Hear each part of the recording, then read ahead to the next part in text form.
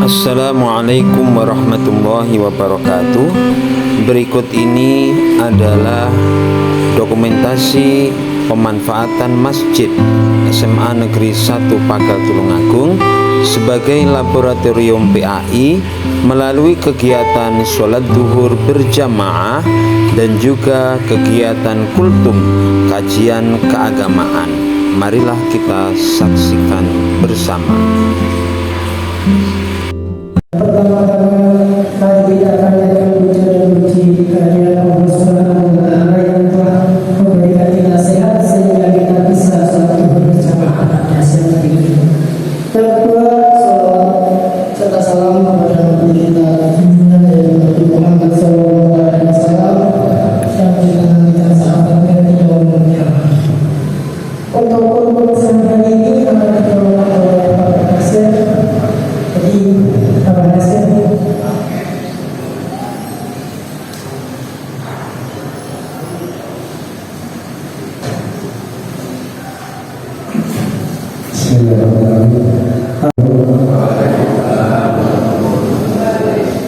Alhamdulillahirrahmanirrahim. Wassalatu wassalamu ala rafil anbiya'i wal mursalin Sayyidina wa maulana Muhammadin ya terhormat Bapak, yang terhormat Ibu Kepala Sekolah SMA Cirebon, kemudian yang saya hormati Bapak Ibu Guru serta staf SMA Cirebon beserta karyawan, kemudian yang saya hormati dan saya banggakan siswa-siswi SMA 1 Cirebon. Pertama-tama marilah kita memanjatkan puja dan bersyukur kepada Allah Subhanahu wa Ta'ala karena berkat rahmat dan hidayahnya kita masih diberikan kesempatan sehingga bisa melaksanakan sholat duhur berjamaah di Masjid SMA 1 Pagal ini. Mudah-mudahan kita senantiasa istiqomah bisa melaksanakan ibadah selama kita masih diberikan kesempatan, kita bisa melaksanakan sholat duhur dimanapun kita berada. Yang kedua, salawat serta salam tetap tercurahkan kepada junjungan kita Nabi besar Muhammad SAW yang senantiasa kita nantikan sahabatnya di yaumul qiyamah. Pada kesempatan hari ini, jamaah sholat duhur yang berbahagia, saya akan menyampaikan sedikit informasi tentang kemarin sudah disampaikan oleh Bapak Haji Abdul MBD tentang perbuatan atau tindakan yang harus kita lakukan selama menunggu waktu sholat duhur. Jadi jangan sampai kalian tinggalkan. Jadi pada waktu kalian mendengarkan azan itu merupakan panggilan yang seharusnya dijadikan sebagai berkah bagi kita sehingga kita bisa mendatangi masjid untuk melaksanakan sholat duhur berjamaah.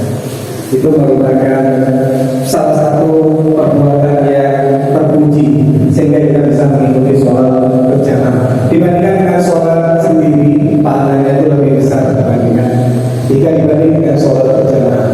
Jadi di antara sholat berjamaah itu seandainya ada salah satu di antara jamaah itu bisa melaksanakan sholat secara khusyuk, yang lainnya itu sudah bisa mendapatkan pahalanya juga. Jadi jadikan sholat dan sabar sebagai pegangan kalian. Jadi untuk kalian sebagai pelajar, selama kalian melaksanakan sholat itu tinggalnya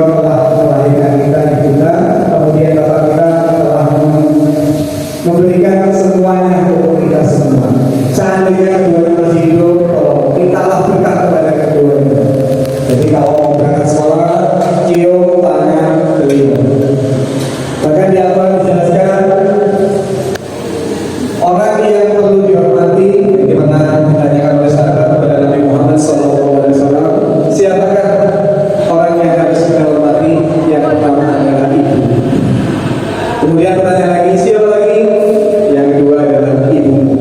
Yang ketiga, akhirnya dijawab lagi ibumu. Baru yang keempat adalah bapak. Jadi seperti itu. Jasa seorang ibu yang tidak akan pernah bisa kita lupakan. Jadi oleh karena itu, mohon ini sebagai petunjuk bagi saya sendiri untuk tetap hormat kepada orang tua, sedangkan kalian juga demikian. Tolong hormati orang tua. Kemudian bagaimana cara menghormati orang tua kita? Yang pertama adalah kita senantiasa berdoa. Doakan ibu kita, termasuk doa kita, semoga ibu diberikan kesehatan. Itu yang pertama. Doa yang kedua, semoga orang tua kita diberikan umur yang panjang. Kemudian yang ketiga, doakan beliau semoga bisa dimasukkan ke dalam surganya Allah Subhanahu wa taala. Yang keempat, kita berdoa semoga beliau diberikan ketenangan hatinya. Jadi jangan sampai membuat susah beliau orang tua kita. Yang terakhir, semoga beliau diberikan keridhaan kepada kita dalam merawat kita, membimbing kita, sehingga kita bisa jadikan sebagai anak-anak yang soleh dan soleha. Itu mungkin yang perlu kalian perhatikan. Itu yang pertama adalah orang tua. Yang kedua, orang yang harus dihormati. Yang kedua adalah seandainya nanti kalau kalian sudah berumah tangga, yaitu orang tua kita yang kedua, mertua. Jadi bapak atau ibu mertua itu adalah orang tua kita juga. Karena apa? Pada waktu kita nanti sudah menikah, ketika kalian sudah menikah, mertua kalian adalah orang tua kalian juga. Jadi jangan dibeda-bedakan. Tetap doakan seperti orang tua kita.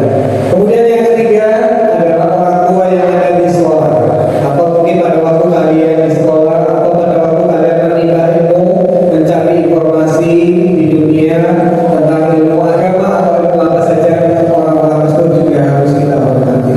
Karena berkah dari guru-guru kita sehingga kita bisa menjadi lebih baik. Jadi itu yang bisa saya sampaikan. Mudah-mudahan bisa menjadikan keistiqomahan kita dalam beribadah sehingga kita bisa menjadi orang-orang yang bermanfaat dunia dan akhirat. Saya ini ada kurang lebihnya saya mohon maaf. Wabillahi taufiq wal hidayah. Wassalamualaikum warahmatullahi wabarakatuh.